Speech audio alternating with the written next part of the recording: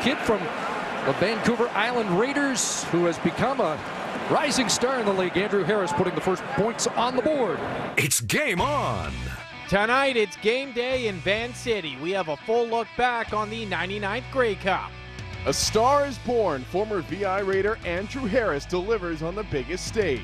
Plus, Victoria's own Jim Rutledge is in the sports cage. That goes in, and it's game on.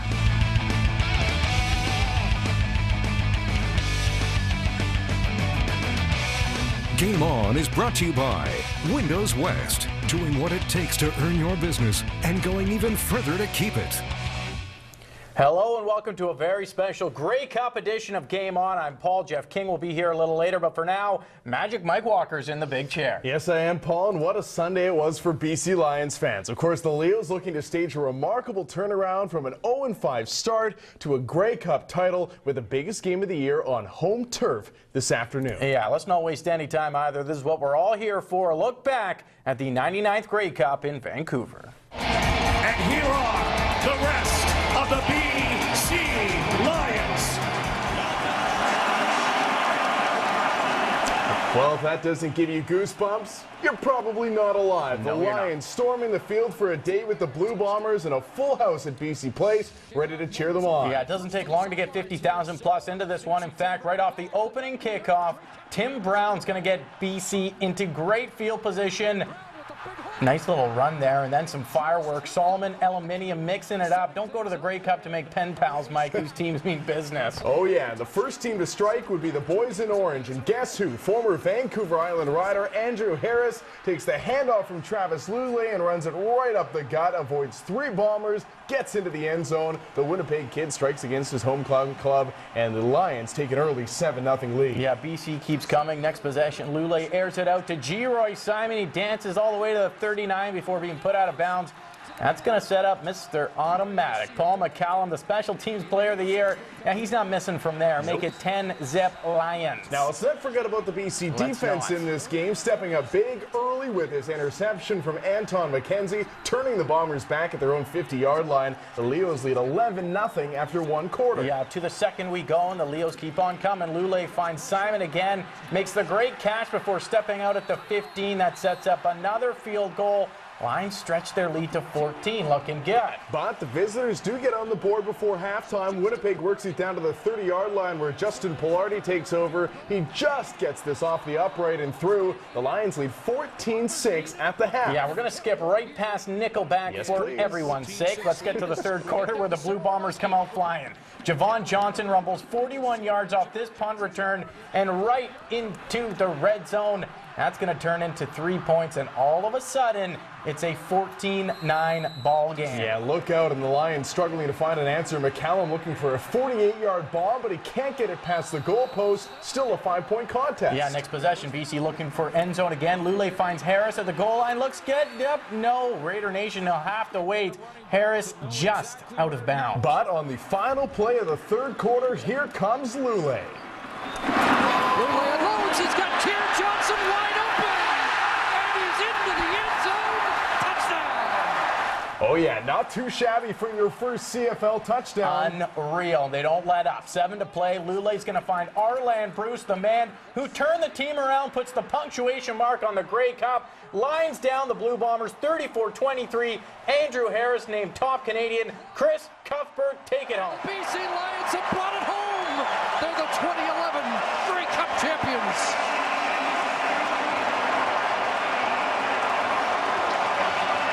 From Vancouver Island Juniors football team to the most valuable Canadian in 2011 Grey Cup. What was your mindset going into this football game? I just wanted to make an impact no matter what it was. So obviously in the first quarter there, I made a big impact, and we just rolled on in from there. You know, it means a lot. It's a pretty special way to end it.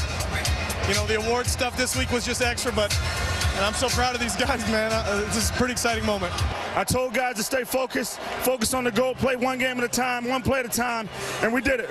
We did it. It's been a tough journey for this football club, but you know, I'm extremely proud of the players, the coaches, you know, the whole organization. We all stuck together when a lot of people were counting us out. You know what? It's these guys. It's the Lulays. It's the Angus Reeds. It's the It's Saul on defense. It's all those guys that came together and just made it happen. We just have to just stay together, man, and we did it, man. We did it. We did it, baby. We did it. We did it.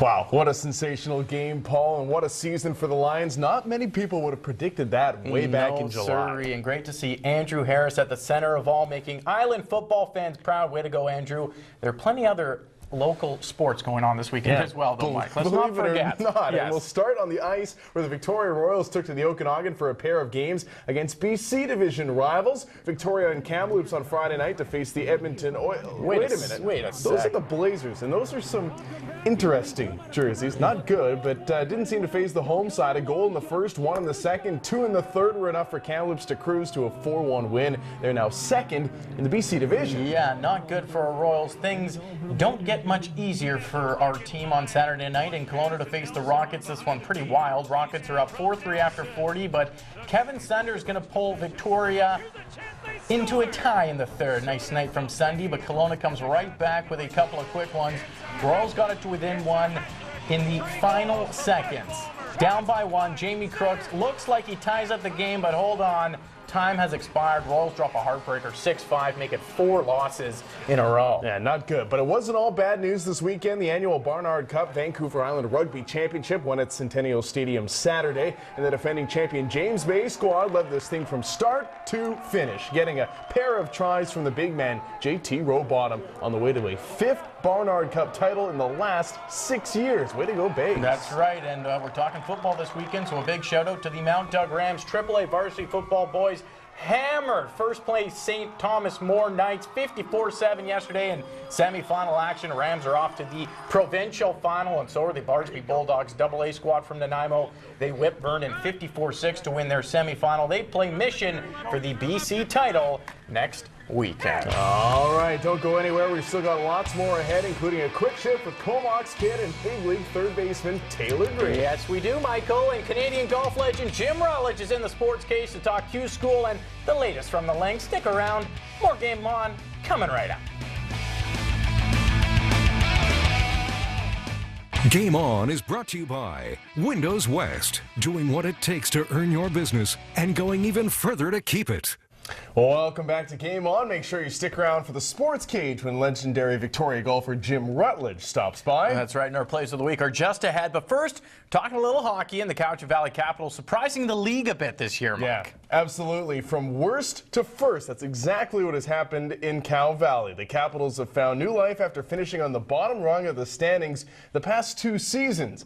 Now they're flying high and sitting atop the Coastal Conference. The 2011 Cowichan Valley Capitals are a far cry from the team they were 1 year ago.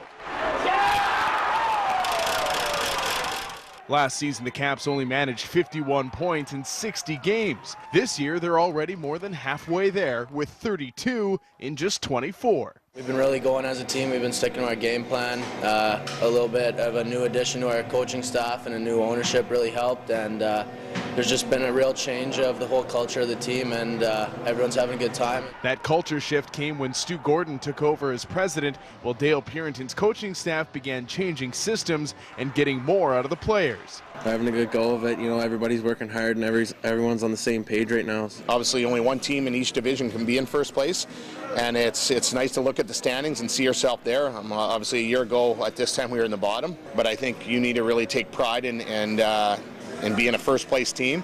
But with just 6 points separating first and sixth in the Coastal Conference, the team is battling every night for every win. One guy who's making things a little tougher on the opposition is leading scorer Matt Brown, whose addition from the QMJHL has added an offensive punch. I like the roll-down plan, I like the boys, I like coaches, you know, everything's kind of gelling together pretty well. Here's a guy that, you know, came out of a great league and comes out here and is your hardest working guy on and off the ice, and you know, we're very fortunate to have him. And it's been that off-season overhaul that has turned the Cow Valley Caps into a real contender in the BCHL. Working hard, doing the simple things right. All comes together, you know, out there on the ice when you get the chemistry going.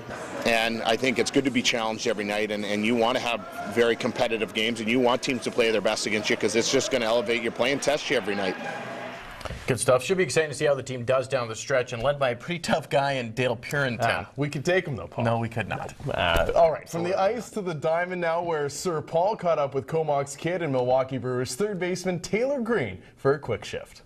All right, here for a quick shift with Taylor Green of the Milwaukee Brewers. In the big leagues, and how about this? Taylor Green has a big league base hit. First question, real or easy? First car? Ford Mustang. Ford Mustang. What year? 2001. 2001. When did you get your first car? When I was 16. Nice. 2004, I guess it was. Nice. Riding in style. Oh, yeah. You know, parents took care of me. All right. Movie about your life. Who's playing Taylor Green? Who knows? That's a tough one. I wish it was somebody cool like Sylvester Stallone or something like that, but I don't know. Who's the guy who always plays in those baseball movies? Kevin Costner. Absolutely. Costner. That's the pick. Nice. 100%. Kevin Costner. Young Kevin Costner. All right. Best thing about being called up to the big leagues? The flights. The flights? Yeah, the flights. You know, you get your own private jet. It's pretty nice. Nice. First class? First class, yeah. You bet. All right. Now, you mentioned Rocky already. What's your favorite movie? Rocky. Rocky, yeah. Rocky or For Love of the Game's a good one. Put me on the spot. Godfather. I like The Godfather. Okay, best pregame meal? Spaghetti meatballs. Really? All right. You're mentioning a lot of pranks thrown your way. What's the best prank someone's pulled on you in baseball? After I got my first hit, they wrote on the ball. When I got back into the locker room, they wrote, you know, stuff I can't really say on here, just a bunch of stuff on the ball, and I had to give it to my parents thinking that's my first hit. That was probably the best one I've got. Oh, so you're giving it to your parents and it says all these. Yeah, and they didn't give me the real ball till the next day. Best thing about being a professional baseball player from Comox?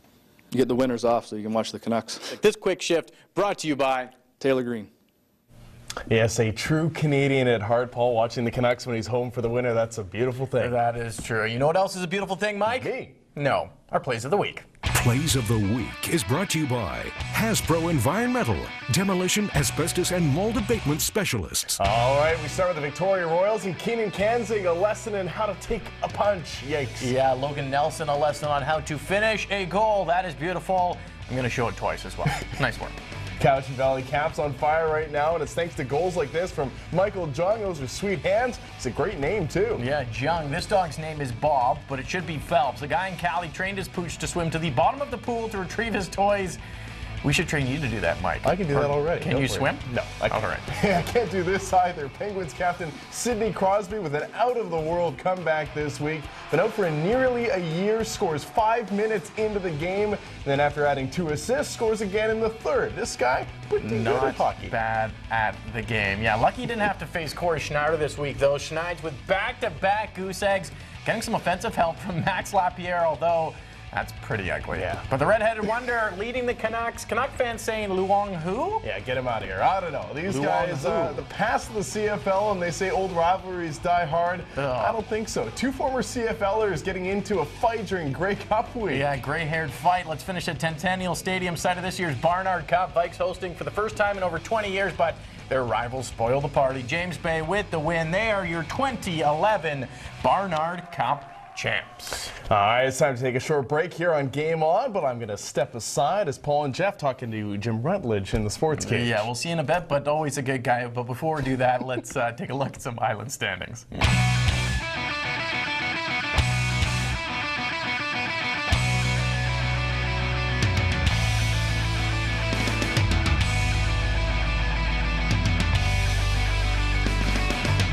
Island Standings is brought to you by Frontrunners New Balance, locally owned, community driven. Sports Cage is brought to you by McLaren Electric, leaders in lighting for 50 years. Hello and welcome back to Game On. You're in the Sports Cage, and Paul and I are happy to welcome Jim Rutledge back to the program. We had you here a few months ago, and since then, induction into the BC Golf Hall of Fame. But let's talk about last week, Q School, and you finished tied for second, and that gives you exemption for a lifetime. Isn't that what it is, Jim, or something like that? For the rest of your life. Probably for the first 6 or 8 weeks. I'm not sure, they haven't put a schedule in stone yet, but probably first 6 to 8 weeks without Monday qualifying, so that's good. And how huge is that? Yeah, how important is that to you? Very important, really. You know, we can now set a schedule because last year we were just sort of going out and trying to Monday qualify. You don't know if you're in you have no idea, you know what I mean, until Monday's over, basically. Yeah. And what I mean, how you say it gives you 8 tournaments? What's a scenario like? Because you think if you get, you get the exemption, you get it for the entire season. But why only 8 tournaments? What's the thought behind that by the Champions Tour? They'll reshuffle everybody that's gone to the tour school and guys that have had exemptions in that, and they'll be reshuffled after 6 or 8 weeks, and then it's just according to money as to who gets in. Right. To fill up the fields for the rest of the year. Now talk about your round there at Q School, because we were just talking off air and you said you shot a 62. I'm happy when I break 80. So what was going right for you that day? How did it go? What was you must be just feeling in the groove. I mean, when you shoot a 62. It was a good round overall. You know what I mean? I got off. It wasn't fancy by any means. It wasn't a bunch of 2-footers for birdies. It was some good putts on the back 9, and I strung together 5 in a row there that enabled me to shoot 9 under. I had a good, decent front 9, but the back 9 was a big key. And it's nice to get out of the gate quick with a round like that. You know, that's what I lacked this year, I think, is getting out of the gate quick. And it was 9 pars and 9 birdies that round, wasn't it? Yep. So what's that all about? You know, because I looked at your other rounds and you're getting eagles and that sort of thing. So it's pretty unique to shoot a 62 without, first of all, well, bogey-free golf, of course, but not shooting an eagle in that round either. Yeah, no eagles. 1 eagle in, I believe it was the 3rd round. But it was a good round. It's just momentum, really. You know what I mean? I got some momentum.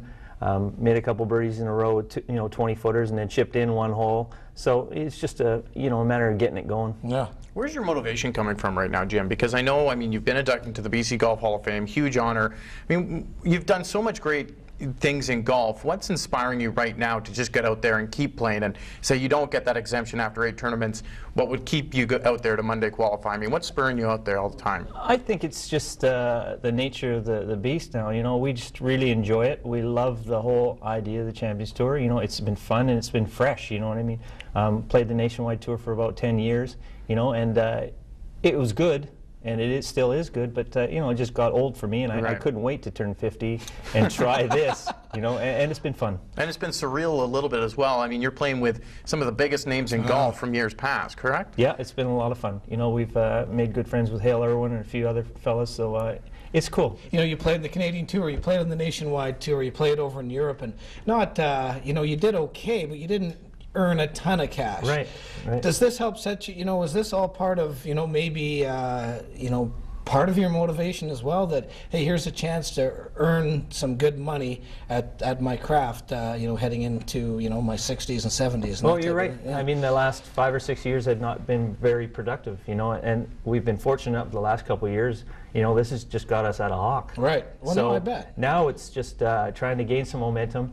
Now we've got the chance, to play in a bunch of tournaments without having to qualify. So the key would be to get off to a good start and try and keep your card. That's the hardest part. I bet. Is there a problem then with Canadian golf then, with the way it's set up? Because we have some great golfers out there. We have the Adam Hadwins and some great young golfers coming up. But is it flawed in the design as how we keep these kids here and train them here, or do they have to go down south to make any money? No, I think it's fine the way it is. You've got a lot of good developmental tours. You've got the Nationwide Tour, you've got the Canadian Tour, and they're showing progress, and they're spitting out some good players. And I guess it's more important than just to kind of hone your craft and learn what it takes to be a professional, more than it is making money at those when you're beginning. Exactly. I talked to one of the kids a couple years ago who was playing the Canadian Tour, and I said, too bad there isn't more prize money, but he realized the point that he says, I'm not here for the money. I'm here for the experience. I'm here for 4-round tournaments, good organization, and that's what they're getting. Right. Stuart Anderson, and he was talking about, hoping to get his card for the PGA Tour, that type of thing. And I just thought of you and, the struggles of that time. And, what's your advice to a young golfer like that? It's tough. It's very tough. Tough enough just getting through the first and second stage. Right. Now you really got to play some golf. Right. But he's had a good year. I think he's got some momentum and some confidence. He's played well near the end of the year, winning the Tour Championship and finished 3rd, I think it was, a few weeks ago in Palm Desert. So he's playing good, and I think he finished top 10, I think, in the Tour School in the second stage. So I think he'll do all right. Talk about the TC Open this year. Coming back? That's, I think you're exempt from that one as well. I think you get the exemption for that one. Thomas will let you into that one, but I guess no chance you coming back this year to play in that tournament? I don't know. The schedule's not set in stone yet, so we're just waiting to see where the dates fall. But if you can? Oh, I'll be here if I can. No, for sure. Talk about, I mean, being inducted. Jeff was over there in Vancouver when you were inducted into the Golf Hall of Fame, the BC Golf Hall of Fame, and maybe just talk about, I mean, it's such an honor. Maybe people around the country don't quite understand what it is like to be inducted, but what did it mean to you to be inducted in the BC Golf Hall of Fame as opposed to, you know, somewhere else? I mean, you're already in the Canadian. Yeah, you're in the Canadian, but what was it like to come into the BC Golf Hall of Fame? Must have meant a lot as well. It was good, and especially I think with the people that I got inducted with Cece Ferguson, who's been a good friend for a long time, Don Coe, who we grew up playing a little bit of golf, you know, a long time ago. So it was special with that group. Very cool. Well, what about a guy like Cease? You know, long ball hitter. He told some great stories at the banquet as well. You know,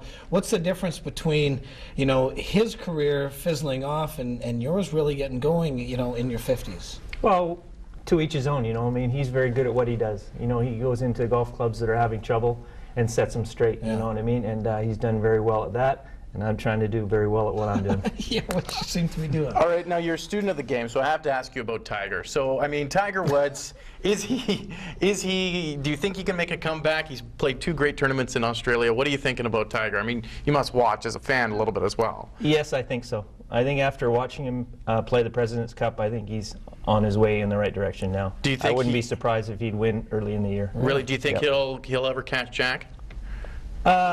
Possibility. Yeah. He's still got lots of years under. I guess so. I think his secret is he needs to play a lot of golf. Yeah. And not just once every 4 or 5 weeks. Well, congratulations on Q School and that great round. And we had all hoped that you had exemption for the whole year, but you've straightened us out that way. So did I. Yeah, no doubt, no doubt. I guess Anyhow, so. congratulations. Thanks for coming in again. Thank you. There he is, the great Jim Rutledge, and that is another edition of Game On in the Sports Cage here on Check. Of course, each and every Sunday night, 6:30 and 10:30. It is Game On. Yes. I got to work on my game. Yes, you do.